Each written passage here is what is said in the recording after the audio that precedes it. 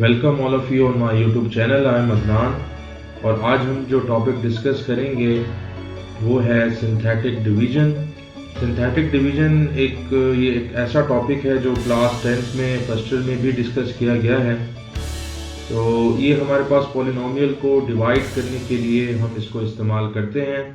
इससे पहले वाली वीडियो में हमने पॉलिनोमियल को डिवाइड करना सीखा है बाय लॉन्ग डिवीजन प्रोसेस, और आज हम सिंथेटिक डिवीजन की मदद से पॉलिनोमियल्स को डिवाइड करना सीखेंगे। सबसे पहले मैं आपको एग्जांपल देता हूं जो हम पिछली वाली वीडियो में भी डिस्कस कर चुके हैं। X square plus 9x plus 20 हमारे पास डिविडेंड है और x प्लस 5 जो है वो डिवाइजर है। तो हमने इसमें x से मल्टीप्लाई किया और उसके बाद ये एक्स स्क्वायर प्लस 5x आ गया।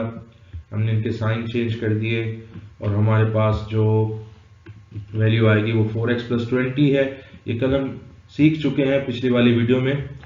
4 जो है वो फिर हम आगे मल्टीप्लाई कर देंगे x के साथ और हमारे पास 4x प्लस 20 मिल जाएगा और ये रिमाइंडर जो है वो हमारे पास 0 आएगा। ये लॉन्ग डिवीजन प्रोसेस है। अब इसके अंदर आपको ये जो कोफिशिएंट नजर आ रहे हैं 1, 9 और 20। सिंथेटिक डिवीजन इसलिए आसान है कि इसमें हमें x और वेरिएबल्स वगैरह एक्स स्क्वायर ये लिखने की जरूरत नहीं पड़ती। हम यहाँ ये जो कोफिशिएंट्स हैं उनको लेंगे और ये हमारे पास आ गए 1, 9 और 20।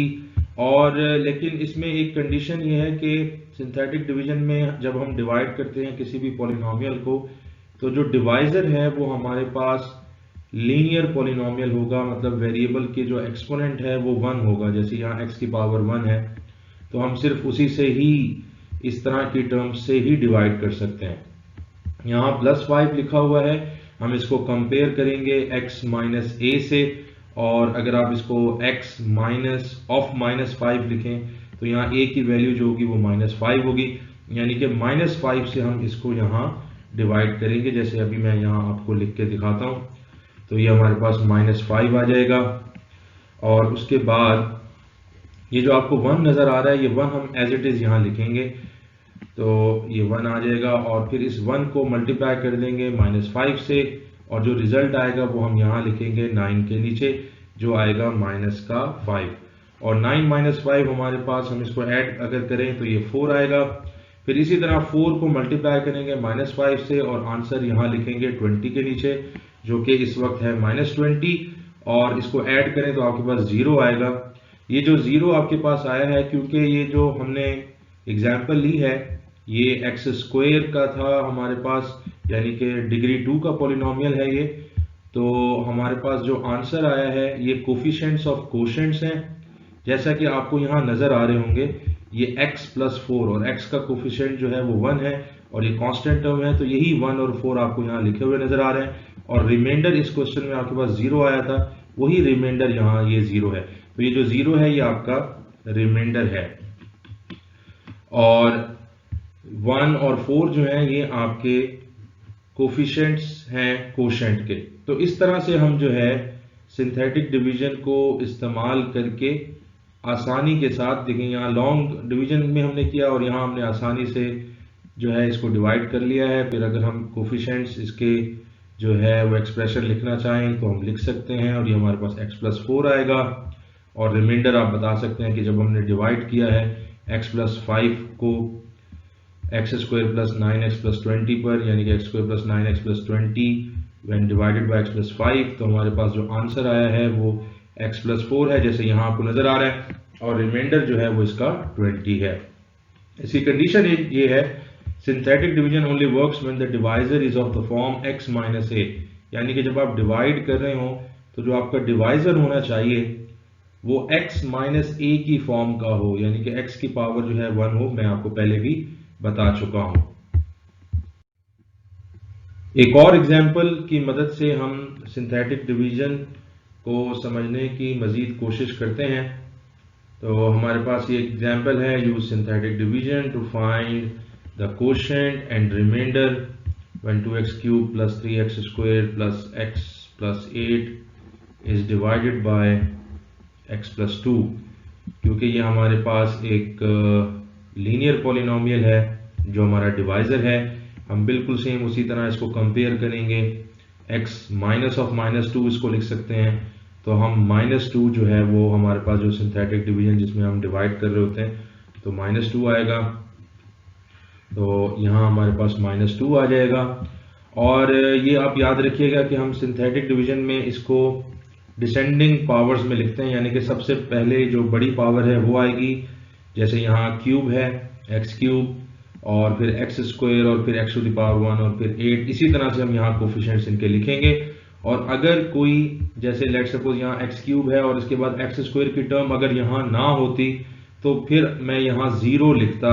जब मैं यहाँ कोफिशिएंट्स लिखूंगा 0 लिखना ज़रूरी है, यानी कि आपने जब डिसेंडिंग पावर्स होगी तो किसी अगर कोई टर्म मिसिंग है तो वहाँ आपने 0 लाजमी प्लेस करना है।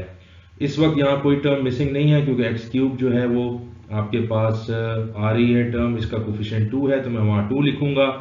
फिर यहाँ एक्स स्क्वायर का कोफिशिएंट +3 है तो +3 आएगा। एक्स टू द पावर 1 उसके बाद आती है, उसका कोफिशिएंट 1 है। और फिर हमारे पास डिग्री 0 का जो हमारे पास ये टर्म आ रही है कांस्टेंट है ये +8, यहाँ वो मैं 8 लिखूंगा। तो इसको हम इस तरह से लिखेंगे 2, 3, 1 एंड 8। और पहले मैं आपको प्रोसेस बता चुका हूँ कि ये 2 एज इट इज़ हम यहाँ लिखेंगे और उसके बाद 2 को मल्टीप्लाई करेंगे इस -2 से, तो हमारे पास जो रिजल्ट आएगा वो -4 होगा। -4 और 3 को ऐड करेंगे तो हमें मिल जाएगा -1। और फिर उसी तरह से जैसे प्रोसेस है फिर -1 को -2 से मल्टीप्लाई करेंगे और आंसर यहाँ लिखेंगे। तो 1 + 2 3 आ जाएगा। फिर 3 को -2 से मल्टीप्लाई करें तो आपके पास -6 आएगा और 8 - 6 आपके पास 2 आएगा। क्योंकि ये पॉलिनोमियल डिग्री 3 का था, जब हमने इसको डिवाइड किया है तो हमारे पास ये जो कोफिशिएंट्स आए हैं ये डिग्री 2 के होंगे। जब आप एक दफ़ा सिंथेटिक डिवीजन की मदद से डिवाइड करेंगे तो फिर उसकी जो कोफिशिएंट्स जो आएंगे उनका जो पॉलिनोमियल होगा उसकी डिग्री 1 कम हो जाएगी। यानी कि ये क्यूब का था और आपने एक दफ़ा डिवाइड किया है तो यहाँ जब अब मैं आगे लिखूंगा तो ये 2x² आएगा और यहाँ फिर -x और प्लस का 3, और ये जो 2 है ये आपका रिमाइंडर है। तो ये हमारा आंसर है। The quotient is 2x² - 1x + 3 and the remainder is 2। हम इसे चेक भी कर सकते हैं, और इसको चेक किस तरह से हम कर सकते हैं कि हम जो हमारे पास आंसर आया है कोशेंट को हम मल्टीप्लाई कर देंगे डिवाइजर से, और रिमाइंडर उसमें अगर ऐड करें तो ये इसी के बराबर आना चाहिए डिविडेंड के जो हमारे पास ये टर्म लिखी हुई है। तो कोशेंट जो है वो हमारे पास ये लिखा हुआ है 2x² - x + 3, और डिवाइजर जो है वो हमारे पास x + 2 है, और रिमाइंडर जो है वो हमारे पास इस वक्त 2 आया है। तो हम लेफ्ट हैंड साइड को लेकर इसको सॉल्व करते हैं और देखते हैं कि क्या हमने ठीक प्रोसेस किया है, क्या हमें ये टर्म जो 2x³ + 3x² + x + 8 मिल रहा है या नहीं मिल रहा। तो हम इसको मल्टीप्लाई करेंगे तो ये हमारे पास आ गया quotient 2x² - x + 3 into divisor x + 2 है और रिमाइंडर आपका 2 है। तो इसको मल्टीप्लाई कर दें, x जब मल्टीप्लाई होगा यहाँ तो 2x³ फिर -x² और 3x, फिर आप 2 को भी मल्टीप्लाई करें तो 4x² - 2x + 6 और +2। तो आप इसको ऐड कर लें, आपके पास यहाँ ये 2x³ और 4x² - x² आपके पास 3x² आएगा। इसी तरह 3x - 2x आपके पास x आएगा और 6 + 2 आपके पास 8 आएगा। और ये वही पॉलिनोमियल आया है जो कि आपको जो डिविडेंड में था, यानी कि जो डिविडेंड था यानी कि जिसको हमने डिवाइड करना था x + 2 से। तो इसका मतलब हमारा ये जो प्रोसेस है ये हमने बिल्कुल ठीक किया है। तो ये हमारे पास सिंथेटिक डिवीजन का एक आसान सा एक अमल है, किस तरह से हम सिंथेटिक डिवीजन को यूज़ करते हैं, किस तरह करते हैं, और इसको हम मुख्तलिफ जो है इक्वेशंस को सॉल्व करने के लिए भी यूज़ कर सकते हैं और करते भी हैं। आपके पास कुछ मैं क्वेश्चन दे रहा हूं ताकि आप इसकी प्रैक्टिस करें। तो ये आपके पास क्वेश्चन है, use synthetic division to find the quotient and remainder, और ये दो पार्ट हैं। उसमें पहला पार्ट आपके सामने ये लिखा हुआ नज़र आ रहा है आपको, आप इसको कीजिएगा। अगर इसमें कोई आपको इशू हो, कोई प्रॉब्लम हो तो आप ज़रूर कमेंट में लिखें। और दूसरा पार्ट ये मैंने लिख दिया है, तो आप इसको सॉल्व करें।